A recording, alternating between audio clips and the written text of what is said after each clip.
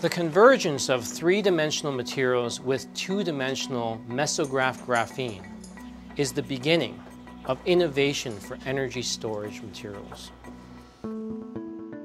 We are at Hydro Quebec, Montreal, Canada. This is where the nanoparticle fusion was discovered between graphene, mesograph, and lithium iron phosphate.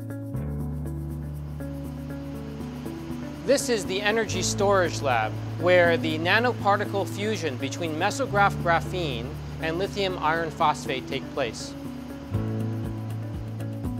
Hydro Quebec is the world leader and patent holder in world-class lithium iron phosphate systems and batteries. They have joined forces with Grafoid to come up with a lithium iron phosphate graphene application to extend the life of their existing patents. This is a continuing story of innovation for Grafoid's investment in graphene. We applied something called mechanofusion, and this nanoparticle fusion is the heart of the patent, where we take the two materials, combine them in close proximity, and apply nanoparticle fusion. And that's when the two become one. And when that happens, and then you take the material back into this laboratory to build your batteries, and then to analyze the performance, that's when you start saying, wait a minute, this doesn't act like lithium iron phosphate anymore. And graphene doesn't do that by itself. It acts like a completely different animal. You form new kinds of structures that become so innovating that it yields initially the patent, but also yields incredible business opportunities. Imagine packing 200 times more lithium iron phosphate with graphene, hypothetically. We created a material that was more than amazing. It was absolutely transformative. Energy storage is needed by every single individual in every single country. Lower cost, transportable, and safe energy storage. This is why we've attracted Hydro Quebec.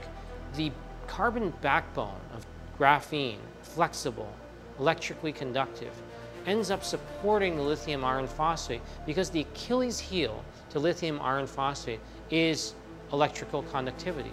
It is a poor electrically conductive material. Hydro Quebec sees the capability behind graphene and lithium iron phosphate. Unlike the other carbon materials that they've been using, they have found that graphene, being these very thin sheets, has capabilities for not only the energy storage, but also in engineering unique shapes so that they can apply to new and exciting devices. Everybody knows that wearable electronics is going to be the next big thing, and you need exotic shapes to do that. And only the exotic material, graphene, has that flexible yet electrically conductive capability.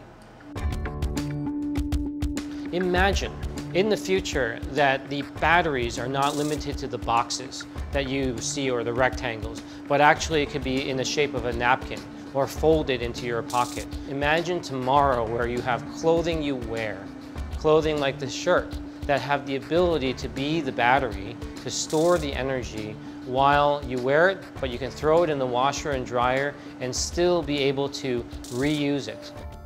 Imagine a battery that is integrated into the car, not just in the particular area because it's a solid block and won't do anything, or because it's toxic and you want to know how to isolate the toxins. Imagine an energy storage system that could actually be holistic without the costs and with all the benefits.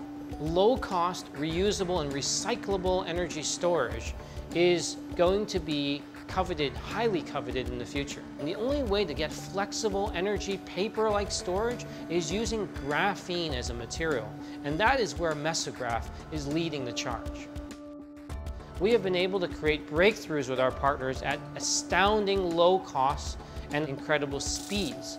The speed of discovery that would normally take 5 to 10 years has only taken us under a year to get patentable opportunities, such as the lithium iron phosphate and graphene.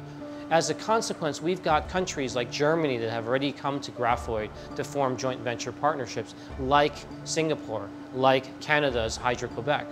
This is the beginning of a blossoming of the energy storage era and age using graphene.